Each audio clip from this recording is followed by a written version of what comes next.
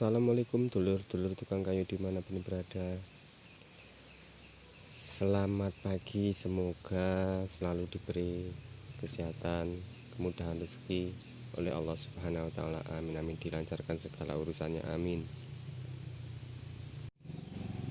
Kali ini saya mau berbagi, sharing-sharing tentang dunia perkawinan, dunia tukang kayu, khususnya untuk tukang kayu pemula. Di sini ada 4 contoh jenis purusan yang berbeda. Untuk purusan ini fungsinya juga berbeda-beda, beda tempatnya, beda fungsinya juga.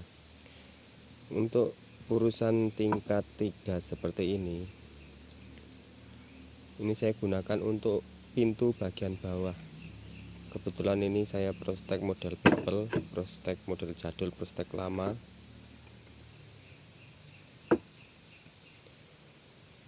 Jadi saya potong miring 45 derajat seperti ini. Nah, kembali ke pembahasan. Kenapa saya buat tingkat 3 seperti ini? Terkadang pemesan pintu itu yang mengukur yang punya rumah sendiri. Terkadang kan tidak menghitung jarak antara pemasangan keramik dengan pintu yang bagian atas. Jadi diukur full dari bawah sampai atas. Terkadang tanpa disadari, yang seharusnya ini tidak motong. Terkadang ini kan bisa sampai habis sebelah sininya. Kalau purusan panjangnya ini di tengah, secara tidak langsung kekuatan pintu akan berkurang, bahkan ini bisa turun karena pahatan sudah habis terpotong. Jadi ketika saya buat seperti ini, tingkatnya yang panjang di atas, ini kan nanti bisa untuk menahan ketika ini dipotong. Ya, masalahnya kan tidak semua yang mengukur itu tukang.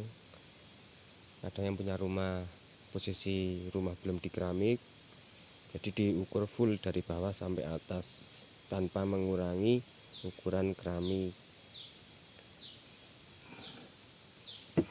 Intinya kenapa ini ditaruh di atas? Untuk berjaga-jaga ketika ini dipotong.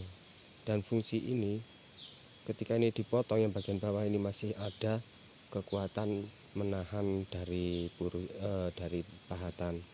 Terus yang sebelah sini, yang kedua, ini untuk pintu bagian atas. Untuk pintu bagian atas biasanya kan jarang sekali dipotong, jadi langsung dibuat tingkat 2 seperti ini. Kemudian untuk yang ketiga ini untuk bagian jendela. Kalau jendela, kenapa dibuat tingkat 3 yang panjang di tengah? Ini untuk menahan.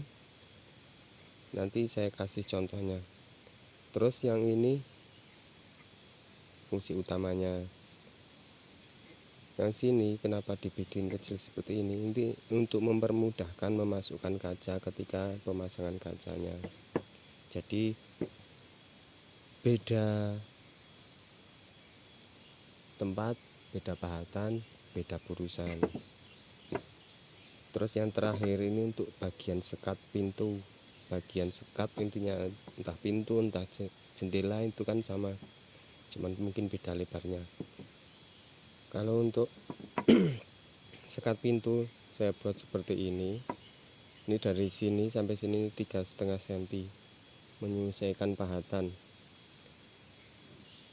Yang jelas menyesuaikan gergaji ini, gergaji untuk membuat purusan.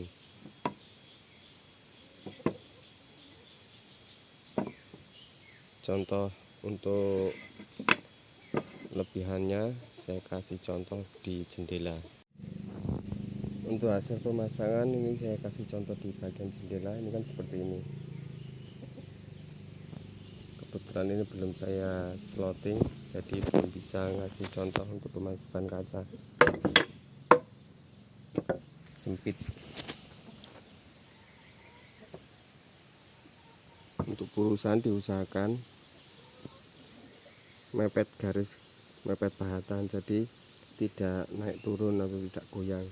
Untuk bagian samping juga sama, sebisa mungkin dibikin rapat.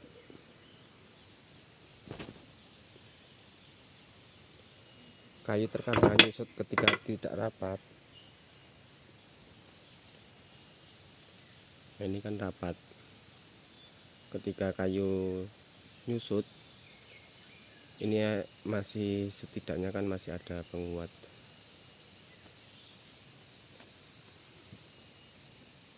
Nah, ini model prostekan yang saya potong seperti ini.